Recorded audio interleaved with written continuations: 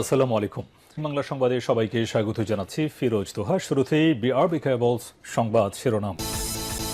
আবারও মধ্যপ্রাচ্যে তৃতীয় বিশ্বযুদ্ধ শুরু হয়ে গেছে। দখলদার ইসরায়েলি বাহিনী ও মার্কিন যুক্তরাষ্ট্রের মধ্যে ভয়াবহ হামলা পাল্টা হামলা চলছে। মার্কিন যুক্তরাষ্ট্র এবং জায়নবাদী ইসরায়েলি বাহিনীকে ধূলিসাৎ করে দিয়েছে ইরানের ইসলামী বিপ্লবী গার্ড বাহিনীর সদস্যরা। আর এরই মাঝে আমাদের হাতে এসে পৌঁছেছে যুদ্ধের সর্বশেষ গুরুত্বপূর্ণ সবথেকে তাজা আপডেট সংবাদ আপনাদের জানিয়ে দিব। প্রথমেই জানাবো কেন থামছে না ইরান যুক্তরাষ্ট্র যুদ্ধ, জানা গেল আসল কারণ। যুক্তরাষ্ট্র ও ইরানের মধ্যে চলমান সংঘাত অবসানের পথে প্রধান অন্তরায় এখন আর কেবল পারমাণবিক কর্মসূচি বা ক্ষেপণাস্ত্র পরীক্ষা নয়, বরং এর মূলে রয়েছে অর্থ। কূটনৈতিক বিশ্লেষণ এবং কর্মকর্তাদের মধ্যে ডোনাল্ড ট্রাম্প অর্থনৈতিক যুদ্ধংদেহী নীতি এবং তেহরানকে আর্থিক সুবিধা দেওয়ার ক্ষেত্রে তার চরম অনিচ্ছাই বর্তমান আলোচনা টেবিলের অচল অবস্থা সৃষ্টি করেছে। মার্কিন যুক্তরাষ্ট্র যেহেতু অবৈধভাবে ইরানের উপর আক্রমণ করেছে, সুতরাং এখন ইরানকে ক্ষতিপূরণ দিতে হবে। এরপর জানাবো নেতানিয়াহুর উপর আস্থা হারাচ্ছে ইসরায়েলের সাধারণ নাগরিক। চলমান পরিস্থিতি মোকাবেলায় সরকারের ভূমিকা নিয়ে ইসরায়েলের অভ্যন্তরীণ তীব্র সমালোচনা অসন্তোষ দেখা দিয়েছে। বিশেষ করে ইরান ও লেবানন ফ্রন্টে সরকারের নিয়ন্ত্রণহীনতা নিয়ে সাধারণ মানুষের মধ্যে এক ধরনের প্রতারিত হওয়ার অনুভূতি তৈরি হয়েছে। তাই তারা মাঠে নেমেছে নেতানিয়াহুর পদত্যাগ চায়। এদিকে আলোচনা চেয়ে যুদ্ধক্ষেত্রকেই গুরুত্ব দিচ্ছে ইরান। ইরানের সরকারি সিদ্ধান্তগুলো অত্যন্ত সুসংগঠিত এবং সম্মিলিতভাবে নেওয়া হয়েছে বলে জানিয়েছে তেহরান। বিশ্ববিদ্যালয় সহযোগী অধ্যাপক জোহরে খারাজমি কাতার ভিত্তিক সংবাদ মাধ্যম আল জাজিরাকে দেয়া এক সাক্ষাৎকারে তিনি দাবি করেন, সরকারের ভেতরে কোনো বিভেদ নেই। উচ্চতর পরিষদে সব বিভাগের প্রতিফলন হয়েছে। এবারে জানাবো যুদ্ধবিরতির সময় শত্রুপক্ষের নতুন নতুন লক্ষ্যবস্তু ঠিক করেছে ইরান, জানালো সেনাবাহিনী। শত্রুপক্ষের নতুন নতুন লক্ষ্যবস্তুতে আরও নিখুঁতভাবে হামলা চালানোর উপায় যুদ্ধবিরতির সময় ঠিক করেছে ইরান। একটি প্রতিবেদন থেকে জানা গেছে, দেশটির সেনাবাহিনীর মুখপাত্র ব্রিগেডিয়ার জেনারেল মোহাম্মদ আকরামানিয়া জানিয়েছেন যে আমরা মার্কিন যুক্তরাষ্ট্রের নতুন নতুন লক্ষ্য নির্ধারণ করেছি। যুদ্ধবিরতির সময় নতুন করে আক্রমণ শুরু হলে এগুলোকে আগে গুড়িয়ে দেওয়া হবে। এবং সর্বশেষ জানাবো জুলাই সনদ নিয়ে সরকার গণবিরোধিতায় লিপ্ত হয়েছে বলেন সেলিম উদ্দিন।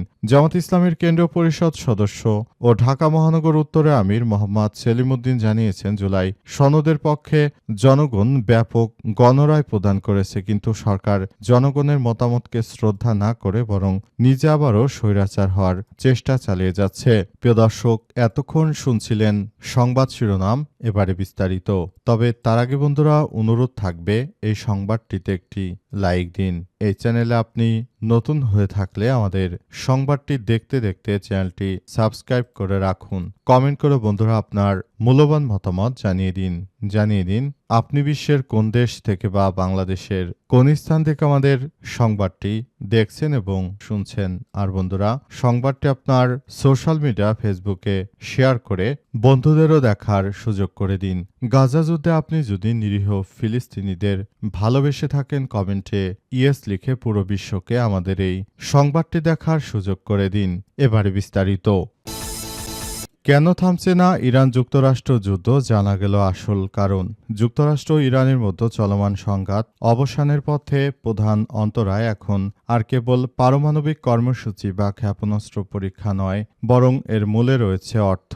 কূটনৈতিক বিশ্লেষক ও কর্মকর্তাদের মধ্যে ডোনাল্ড ট্রাম্পের অর্থনৈতিক যুদ্ধদেহী নীতি এবং তেহরানকে আর্থিক সুবিধা দেওয়ার ক্ষেত্রে তার চরম অনিচ্ছাই বর্তমানে আলোচনা টেবিলে অচল অবস্থার সৃষ্টি করেছে।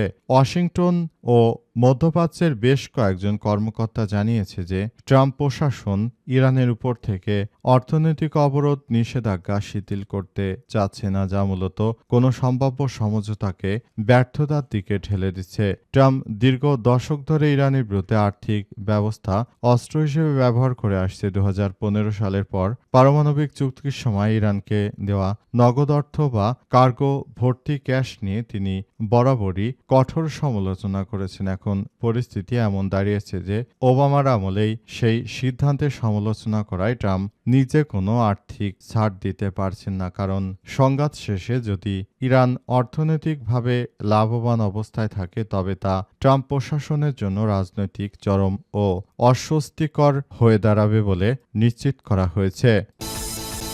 নেতানিয়াহুর উপর আস্থা হারাচ্ছে ইসরায়েলের সাধারণ জনগণ। ইহুদিবাদী ইসরায়েলের প্রধানমন্ত্রী কুখ্যাত সন্ত্রাসী বেনিয়াম নেতানিয়াহুর উপর কোনো আস্থা রাখতে পারছে না ইসরায়েলের সাধারণ ইহুদিরা। তারা জানিয়েছে যে নেতানিয়াহু এই শয়তানের বাচ্চা শুরু থেকেই তিনি পুরো ইহুদিবাদীদেরকেই একদম ধূলিসাৎ করে দেওয়ার একটি নানারকম ফন্দি ফিকিরের মধ্যে যাচ্ছে, কারণ তিনি শুরু থেকে এই কার্যক্রমগুলো চালিয়ে নিরীহ ইসরায়েলে যারা সাধারণ ইহুদি নাগরিক রয়েছে তাদেরকে ধ্বংসযজ্ঞর মধ্যে ফেলে দিচ্ছেন তিনি, কারণ তিনি আসলে চান না যে ইহুদি যারা রয়েছে তারাও শান্তিতে থাকুক। কারণ এই যুদ্ধ আসলে ইরানের বিরুদ্ধে যে যুদ্ধ শুরু করেছেন নেতানিয়াহু, সেই যুদ্ধ ইসরায়েলের জন্য প্রয়োজনীয় ছিল না। তারপরও এই যুদ্ধ বাদিয়ে দিয়ে তিনি শুধুমাত্র নিজের ক্ষমতাকে পাকাপোক্ত করার একটি বিশেষ উপায় খুঁজছিলেন এই ইহুদিবাদী নেতানিয়াহু। তিনি শুরু থেকে যেভাবে নিরীহ মানুষদেরকে সেনাবাহিনীতে চাপ প্রয়োগ করে তারপর তাদেরকে দিয়ে যুদ্ধের ময়দানে পাঠিয়েছে, এটা ইসরায়েলের কোনো সরকারই এতটা বেহায়া ছিল না। অতীতে যারা সরকার প্রধানের দায়িত্ব পালন করেছেন তারা কেউই নেতানিয়াহুর মতো এতটা কুখ্যাত বেহায়া ছিল না, সবাই ছিল অনেক ভালো। তাই এই বিষয়গুলো খুবই গুরুত্ব সহকারে দেখা হচ্ছে। আলোচনার চেয়ে যুদ্ধক্ষেত্রেই গুরুত্ব দিচ্ছে ইরান। মার্কিন যুক্তরাষ্ট্রের সঙ্গে কোনরূপ আলোচনা নয়, বরং যুদ্ধক্ষেত্রে সব থেকে বেশি গুরুত্ব দিচ্ছে ইরান। ইরানের পক্ষ থেকে আরও বলা হয়েছে যে মার্কিন যুক্তরাষ্ট্রকে যে কোনো মূল্যে তারা ধসিয়ে দেবে। মার্কিন যুক্তরাষ্ট্র শুরু থেকে ইরানের বিরুদ্ধে যে সন্ত্রাসী কর্মকাণ্ড চালিয়ে যাচ্ছে, সেই সন্ত্রাসী কর্মকাণ্ড চালানোর ফলে আসলে পুরো মধ্যপ্রাচ্য জুড়ে মার্কিন যুক্তরাষ্ট্রের এই সন্ত্রাসী কর্মকাণ্ডের জন্য আসলে পরিস্থিতি এখন খুবই শোচনীয় আকার ধারণ করেছে। যুক্তরাষ্ট্র শুরু থেকে ইরানের বিরুদ্ধে নিরীহ ইরানের বিরুদ্ধে আক্রমণ চালিয়ে সারা পৃথিবীটাকে একদম ধ্বংসস্তূপে পরিণত করেছে। অত্যন্ত দুঃখজনক হলেও সত্য যে দখলদার ইসরায়েলি বাহিনী তারা শুরু থেকে যে ধরনের কার্যক্রম চালিয়ে যাচ্ছে এটা অত্যন্ত গুরুত্বপূর্ণ একটি বিষয় হয়ে দাঁড়িয়েছে। এই পরিস্থিতির মধ্য দিয়ে সবাইকে এগিয়ে যেতে হচ্ছে। দখলদার ইসরায়েলি বাহিনী এবং দখলদার মার্কিন যুক্তরাষ্ট্র তারা নিরীহ নাগরিকদের হত্যা করে তারা যে ষড়যন্ত্রমূলক কার্যক্রম শুরু করেছিল এগুলোকেই ধসিয়ে দিয়েছে ইরানের ইসলামী বিপ্লবী গার্ড বাহিনীর সদস্যরা। এই মুহূর্তে আসলে দখলদারেরা পুরোপুরি ধসে পড়েছে। তারা কল্পনা করতে পারেনি ইরান তাদের এভাবে চরম ধুলাই দেবে। এই ধুলাই খেয়ে আসলে বর্তমানে এই কার্যক্রমগুলো সবার জন্য অত্যন্ত খারাপ আকার ধারণ করেছে। ইহুদিবাদীরা শুরু থেকে তারা ইরানের বিরুদ্ধে যে সন্ত্রাসী কার্যক্রমগুলো চালিয়ে যাচ্ছিল তার জন্য তাদেরকে কঠোরভাবে শাস্তিমূলক ব্যবস্থার মধ্যে নিয়ে এসেছে। মার্কিন যুক্তরাষ্ট্রকেও ছাড় দেয়নি ইরানের ইসলামী বিপ্লবী গার্ড বাহিনীর সদস্যরা। তারা পুরোপুরি প্রক্রিয়াটি দেখভাল করছে বলে এমন তথ্য সামনে এসেছে।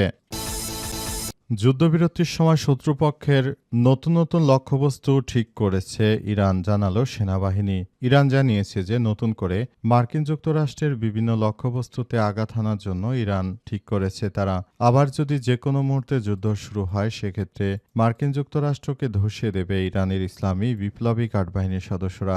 যে কোনো মূল্যে তারা ইরানের ইসলামী বিপ্লবী গার্ড বাহিনীর সদস্যরা মার্কিন যুক্তরাষ্ট্র এবং দখলদার ইসরায়েলি বাহিনীকে ধসিয়ে দেওয়ার জন্য পুরোপুরি প্রস্তুত। যে কোনো মূল্যে সবকিছু শেষ করে দেওয়া হচ্ছে। এই পরিস্থিতির মধ্য দিয়ে দখলদার ইসরায়েলি বাহিনী এবং মার্কিন যুক্তরাষ্ট্র তারা শুরু থেকে ইরানের বিরুদ্ধে সন্ত্রাসী কার্যক্রম চালিয়ে যাচ্ছিল, কিন্তু ইরানের নতুন নতুন মিসাইল হামলায় ইহুদিবাদী ইসরায়েল এবং মার্কিন যুক্তরাষ্ট্র তারা দাঁড়াতে পারেনি। শেষ পর্যন্ত তারা বাপের নাম ভুলে গেছে এবং তারা একদম ধসে পড়েছে। এই প্রক্রিয়ার মধ্য দিয়ে আসলে পুরো পরিস্থিতি খুবই জটিল আকার ধারণ করেছে এবং সবকিছু বলা হচ্ছে এবং এর জন্য আসলে সবকিছু নস্যাৎ করে দিচ্ছে। ইরানের ইরানের ইসলামী বিপ্লবী গার্ড বাহিনীর সদস্যরা নতুন করে তারা যে টার্গেট ধরেছে সেই টার্গেটগুলো তারা গুড়িয়ে দেবে বলে নিশ্চিত করেছে তারা। এবং এই ঘটনার পরই মার্কিন যুক্তরাষ্ট্র এমনভাবে ভয় পাচ্ছে ইরানকে, অতীতে কখনোই এমন কিছু হয়নি। বর্তমান সময়ে মার্কিন যুক্তরাষ্ট্র ইরানের বিরুদ্ধে যুদ্ধ করতে এসে তারাই ইরানের কাছে স্যারেন্ডার করেছে, কারণ ইরানের হামলাগুলো এতটাই বেশি ছিল যে মার্কিন যুক্তরাষ্ট্র তারা কোনো কিছুই করতে পারেনি ইরানের বিরুদ্ধে। তাই তারা শেষ পর্যন্ত এই যুদ্ধবিরতি করার জন্য পাকিস্তানের হাতে পায়ে ধরে যুদ্ধবিরতিতে রাজি বানাচ্ছে ইরানকে।